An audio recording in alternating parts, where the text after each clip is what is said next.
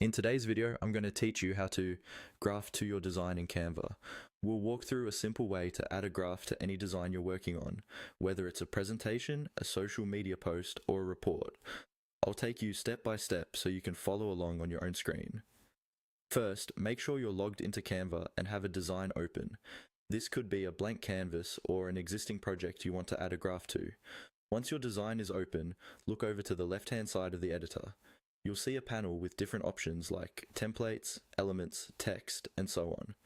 Go ahead and click on the option labeled Elements. This is where Canva keeps all of the building blocks you can add to your design, including shapes, lines, photos, and of course, graphs and charts. After you've opened the Elements panel, move to the search bar at the top of that panel. Click into the search bar and type the word graph. This tells Canva that you're specifically looking for graph-related elements. Give it a moment to load the results. You should now see a variety of graph and chart styles appear, such as bar graphs, line graphs, pie charts, and other visual data elements. Take a little time to scroll through these options and find a graph style that fits the look and feel of your design. When you find one you like, simply click on it once. Canva will automatically insert that graph into your design canvas. It will usually appear in the center of your page, ready for you to customize. Now that the graph is on your canvas, you can select it by clicking on it.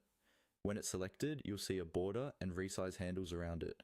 From here, you can click and drag the corners to change its size, or drag it around the canvas to position it exactly where you want it.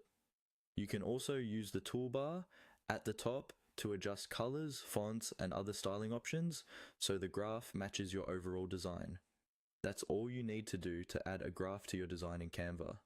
Open Elements, type graph, click on the style you want, and select it to move and adjust it. Once you're happy with how it looks, you can continue designing or download your finished project.